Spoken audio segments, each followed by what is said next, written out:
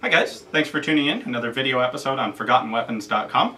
I'm Ian, and today I have a really cute little compact carbine to take a look at. This is, not surprisingly, French. This is a Hotchkiss Universal.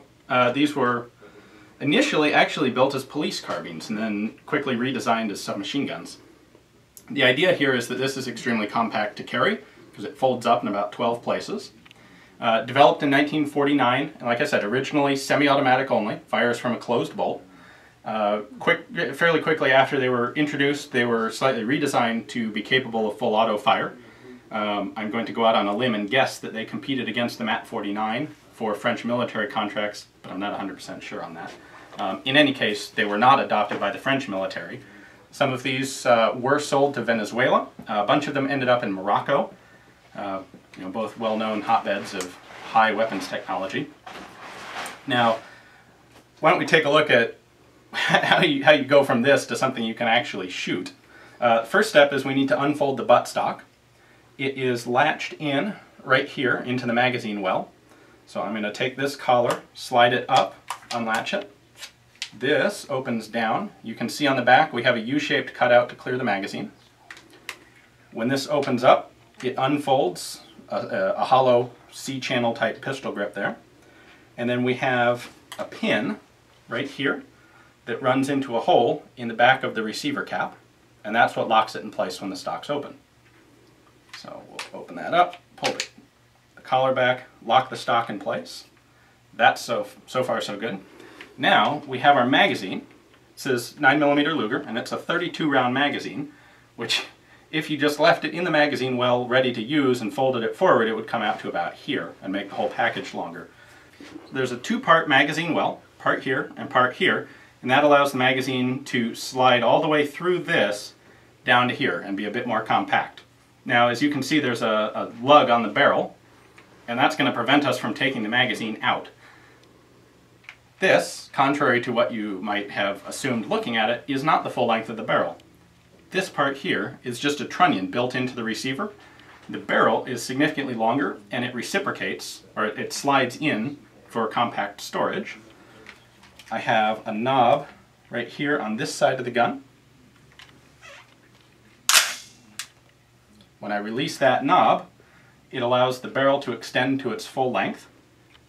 Now I can take my magazine, pull it up until it snaps into the magazine catch, rotate it down so that the inside part of the mag well latches into the outside part of the magazine well. We do have a magazine release button here if I want to take the magazine out, but I don't have to do that to go from the folded configuration to the ready to fire configuration. You can leave the mag loaded. When you pull it out, it'll snap in place when you get to the magazine catch.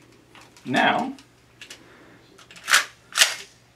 charge the bolt and you're actually ready to fire.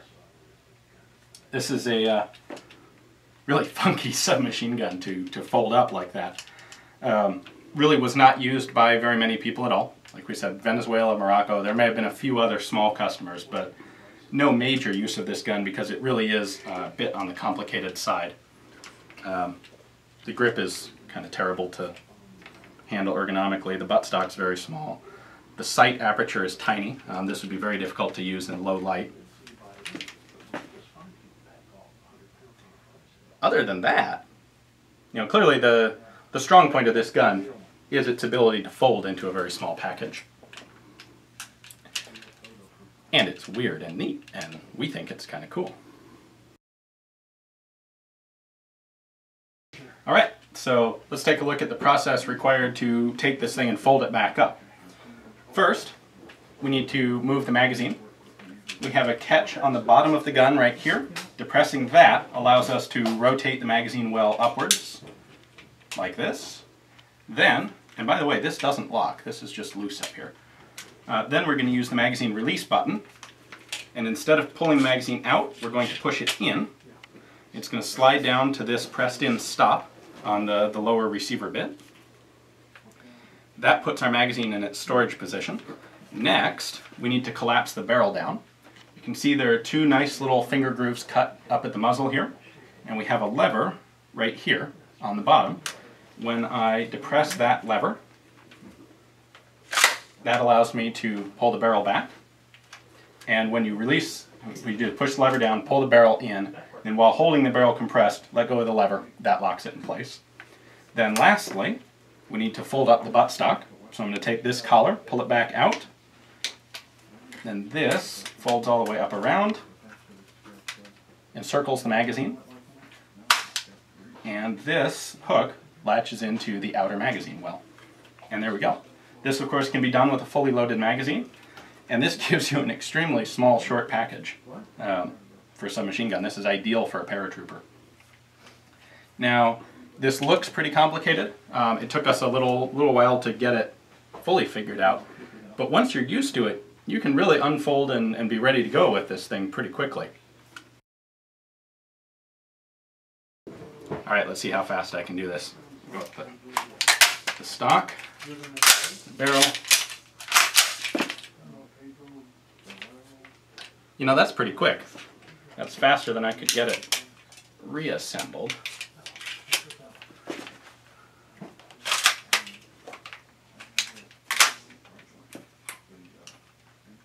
There you go.